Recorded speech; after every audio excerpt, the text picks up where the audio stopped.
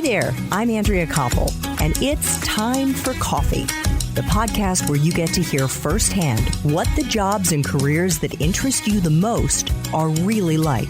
Hey there, Java junkies. Welcome back to another episode of T4C. If you're interested in public affairs or communications, specifically working for tech companies in Silicon Valley, then this is the episode for you, because my next guest led internal and external communications and public affairs at Google until she decided to quit and co-found a startup that builds software for musicians. But before I introduce you to the multi-talented Jessica Powell, I want to make sure you've signed up for the Java Junkies Journal. That's Time for Coffee's weekly newsletter that comes out on Mondays and gives you a sneak peek into the episodes and the professions we're going to be featuring that week. Just head over to the Time for Coffee website at time4coffee.org, and the sign-up box is right there.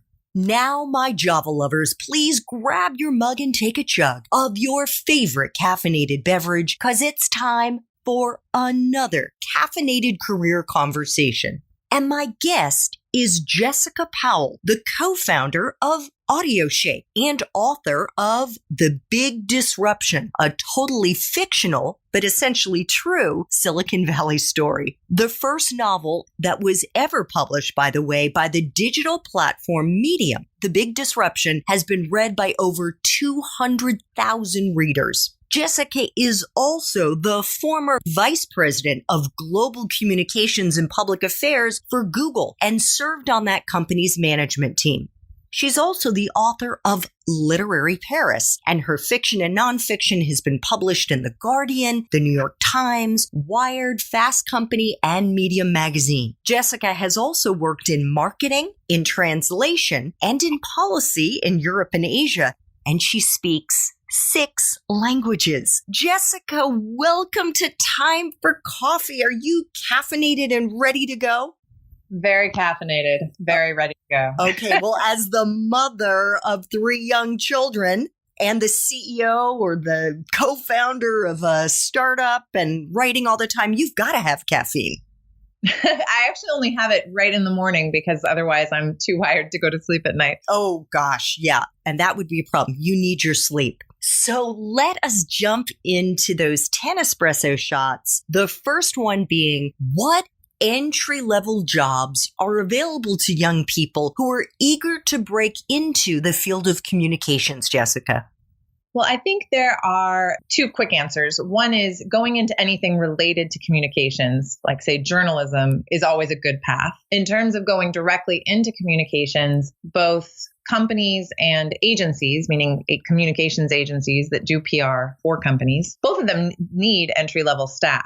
And there's all kinds of jobs that range from following the media and doing what are called press clippings and understanding the stories that are happening. Those are kinds of things that are very typical in entry-level communications jobs. Great. What is a useful hard and soft skill or skills that you've looked for over the years in the young people that you've hired, Jessica? I think writing skills are fundamental. It's not only something that is very useful to you, but also it's going to be one of the biggest things that you can offer your clients, right? You're either in-house, the companies you're working for, the people whose communications you are writing, but also, or if you're working in an agency. So I think writing skills are fundamental. For me, that was really make or break. I don't think I ever hired someone who I thought was a poor writer. And soft skills, being able to communicate, right? And by that, I don't mean that you need to be an extrovert. I'm not, I'm an introvert, but being able to talk to people and ask questions and be curious and be able to then communicate that to others, I think is really important. I'm so glad that you self-identified as an introvert or somebody who isn't an extrovert, because I think there is a misperception out there that in order to be in the field of communications, you need to have some huge personality and love networking. Oh, I hate it all. I hate all of that. All right. So what about someone's major? Is it a deciding factor to get into this profession? In other words, if they haven't studied communications or public relations, is it a deal breaker? Oh, no, of course not. I mean, I didn't study communications. And I actually think the vast majority of people I've hired or who worked for me didn't study communications. I think having a writing heavy major is very important. So something in the humanities is very useful. Having said that, if you are looking to go into, say, tech communications, it doesn't hurt at all to have a science background and have coding background, just because you're going to understand some of the technical concepts perhaps more quickly. But I think the biggest thing is just to make sure that you have done enough writing work to show that you're strong in that area. But the major doesn't matter at all, in my opinion. Great. What about a grad school degree? And if so, which ones are the most useful ones to have? And this is less so for someone who's looking for an entry-level position, more so for somebody who really wants to get into the C-suite. Same thing. I think it doesn't matter at all. I mean, at Google, I did hire a lot of people who had graduate degrees, but I certainly didn't care one way or another. I didn't have a graduate degree. I saw no particular correlation between having a graduate degree and success in the field. So it never, in fact, in some ways, I preferred practical experience over a graduate degree because so much of communications is a practice and not necessarily something you study. But again, having, just like with the undergraduate question, I think anything that shows a development of writing skills, whether that meant you had to write a thesis or a dissertation, or were doing research in a writing heavy, reading heavy discipline, they're only going to be pluses, but it's definitely not necessary. Wonderful. What about life experiences, Jessica? And this is not classroom related, but more like extracurricular activities. Or for that matter, I mean, you're somebody who studied many different foreign languages. What do you think are the life experiences that are most useful for someone to have who's starting out in this field? As I was saying before, I think anything where you are developing your writing skills and communication skills generally is going to be useful. I also think any situation where you are throwing yourself into an environment where you aren't the expert. So in my case, I lived in a bunch of different countries and learned those languages while living there. I actually think that was very helpful in communications because you have to navigate not actually understanding a lot of what's around you and finding some sort of shorthand to make sense of it to yourself. And I think that's a lot of what communications is. It's taking a problem or a product that someone has brought you that's usually very complicated and then figuring out a way to communicate that to a mass audience. And you aren't going to have the same level of technical expertise. And I say technical expertise in the broadest sense. You're not going to have the same level of expertise as the person who's coming to you with this thing. And so how do you translate that to people like you or other people who don't necessarily have that same level of knowledge? How can you tell a compelling and interesting story to people? So it sounds like living overseas is a good way to kind of practice that. Sure. I'm a big advocate for people going abroad for a whole host of reasons. But if it helps you justify your career in journalism or communications or marketing, go for it. What about being in communications, Jessica? Something you've done for many years, even though you are not doing that right now. What is the best part for you of having been in this profession?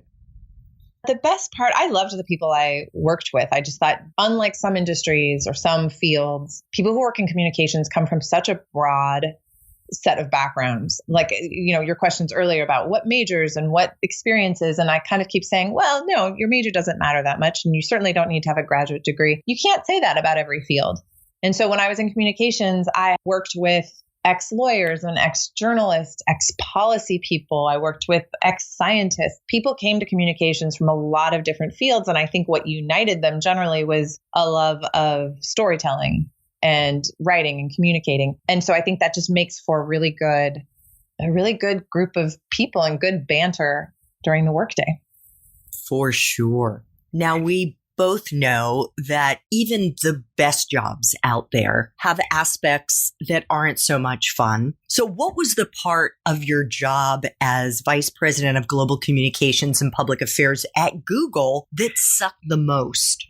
Yeah, I would say and this would not be applicable to every communications job, but I'd say any communications job at a big company that is very much in the news, you're going to have a lot of unpredictable work and unpredictable hours. So many times a week, I would say I would get a phone call at 11 o'clock at night or 6 in the morning where something had gone horribly awry in some part of the world. And I was either being briefed on it or was being asked to weigh in on it. It's just a much less predictable because a lot of your workload is determined by what's happening in the news. And that would be different, say, if you were developing a product or working on research. Those have their own stressors, of course, but they're not as susceptible to, say, a 24-hour news cycle. Definitely. It sounds almost like the life of a journalist covering your beat, covering the tech beat or covering foreign affairs or covering politics. Right. I think a beat reporter would have the similar thing. But, if you were working in a communications job at a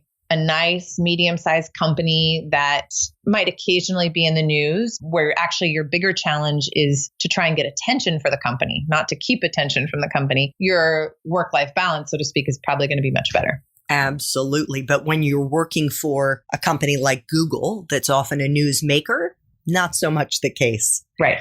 Jessica, what is the best career advice you've ever gotten? Well, if I can give you 2 pieces of advice. The first was from my father early on, who just said, there's nothing like owning your own business and being your own boss. And I think he didn't necessarily mean it specifically that one had to have one's own business, but rather you just needed to be in control of what you were doing. And I actually, that I think more than anything I've ever heard has stuck with me. In terms of very practical, use it right away advice that I got, I remember at one point early in my career, another woman pointed very concretely to a meeting that we had both been in and said, you could have been more assertive in that meeting. And it was hard feedback to hear, but I realized that she was right, that I was holding back quite a bit with my opinions because of a sort of unstated deference for the other people in the room who were older than me, who had more experience. And even though I was the only one in the room doing my specific thing, meaning communications, I was being quieter out of respect for their experience. And while I think there's a lot of value to listening and understanding that the people who have more experience may have certain knowledge or wisdom that you don't want to be silencing yourself to the point where you're not actually adding any value in the room. And I was doing that. So that was very good advice. Terrific. Thank you so much. 2 final espresso shots. What movies, if any, or Netflix, Hulu, Amazon shows, or books, Jessica, do you think accurately depict your profession? I don't think I've ever seen a show or movie about PR. If it did exist, it probably would not be very flattering. It would be like a fashion publicist or like a political operative, right? Who's trying to manipulate the media. So I don't know what it would be, but it probably wouldn't be flattering. But certainly we could say in terms of the industry of working in Silicon Valley, the big disruption might be a good place to start. Oh, yeah, that's a good point. Yes. I mean, certainly in terms of understanding the industry, and there is a little bit in there about communications and how these companies market themselves to the world. Absolutely. Do you want to tell our listeners a little more about it?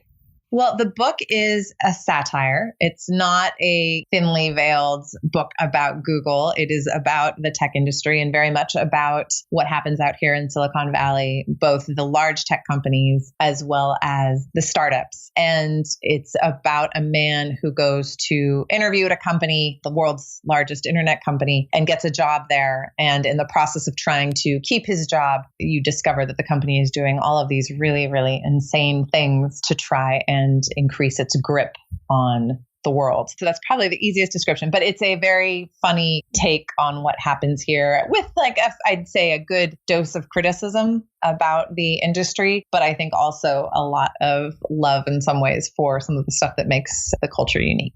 Awesome. I'll make sure to include a link to it in our show notes. Final espresso shot. What would Java junkies be surprised to learn about your profession, Jessica? Probably the degree to which you're involved in almost everything that happens at a company. I think that people think of communication sometimes as it's that publicist who makes the call, who sets up an interview, or who silences a journalist or pitches a journalist. But a lot of what happens in communications is really sitting down with the teams that are involved, perhaps in a product launch or perhaps with lawyers if it involves a lawsuit, and understanding the problem and understanding all angles of it. So you really have a holistic concept at almost any given time, what's happening in the company. And so whereas if you go into other fields, say you go into business development, you're really going to understand the larger competitive landscape and what the company's viewpoint is related to all these competitors or potential acquisitions, or you go into product and you're very focused on building a particular kind of product or the features for a product. But in communications, you have to be across all of that. So you understand at a more superficial level, sure, but you understand what's happening on the business development side. You understand what's happening across all the products, what's happening across all the legal issues. And so the diversity of the role that you do is really fun. You really develop a good knowledge of everything that's happening in a company and understanding where the company's strong and weak. And I think operationally, you have to multitask so much and project manage so much that I think you get quite good at skills that are applicable to other fields as well.